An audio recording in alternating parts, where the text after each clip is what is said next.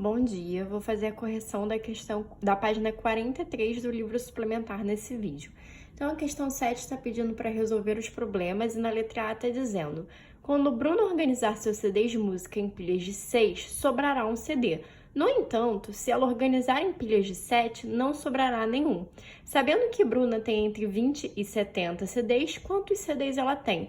Então, a gente tem que entender esse problema analisando ele devagar, senão fica muito confuso na nossa cabeça, certo? Então, a primeira informação que a gente tem é que se ela organizar, né, a primeira informação mais importante, no caso, que a gente tem é que se ela organizar essa pilha de CDs de 7 em 7, não sobrará nenhum. Então, o que a gente consegue entender disso? Se não vai sobrar nenhum, é porque esse número, essa quantidade de CDs que ela tem, é um número que é múltiplo de 7, certo? Então, o que a gente vai fazer? A gente vai procurar todos os múltiplos de 7, né? O primeiro passo é procurar todos os múltiplos de 7 que a gente tem entre 20 e 70, já que ela falou que essa informação, né, que a quantidade de CDs que ela tem é um número entre 20 e 70.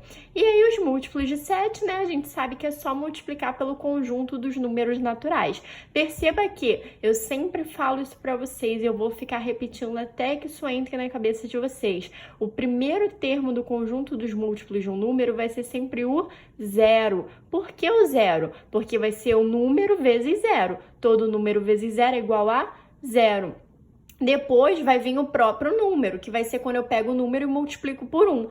Porém, nesse caso, eu tanto não vou colocar o zero quanto o próprio número. Por quê? Porque ele quer um número entre 20 e 70, tá? Então, é só para vocês entenderem por que eu não escrevi os múltiplos anteriores ao 21, né? Aqui, no caso, entraria o 0, 7 e o 14, que também são múltiplos de 7. Mas, como eles são menores que 20, não vão nos servir nessa questão aqui, tá legal? Então, eu vou escrever a partir do 21. Aí eu continuo escrevendo até o 63. O 70, ele é múltiplo de 7. Lá na tabuada do 7, quem é o 70? É o 7 vezes 10. Porém, ele fala que quer um número entre 20 e 70. Sendo assim, tanto não me serve o 20, quanto não me serve o 70, tá bom?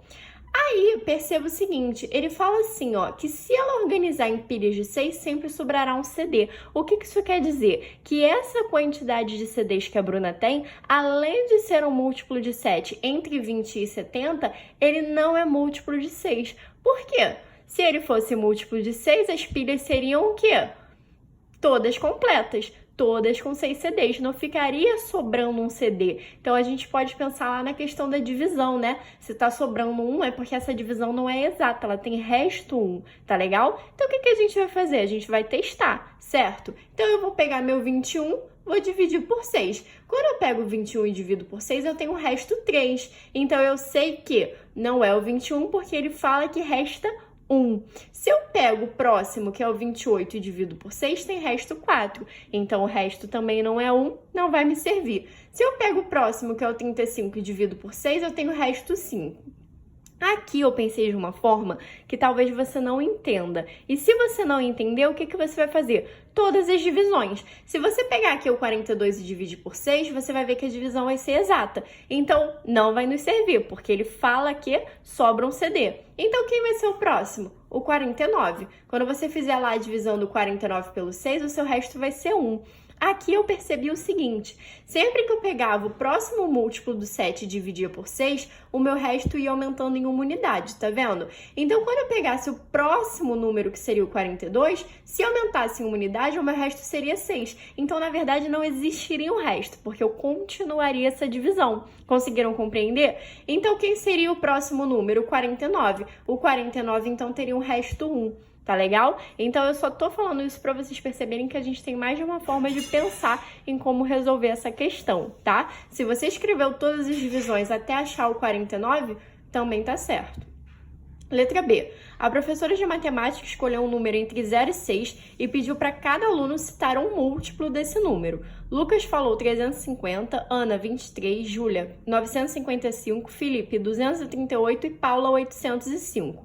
Depois, a professora anunciou que 3 alunos acertaram e 2 erraram. Aí a pergunta: quais alunos acertaram e que número a professora escolheu? Então, na verdade, a gente tinha que observar o quê? O que tinha em comum entre esses números que os alunos responderam.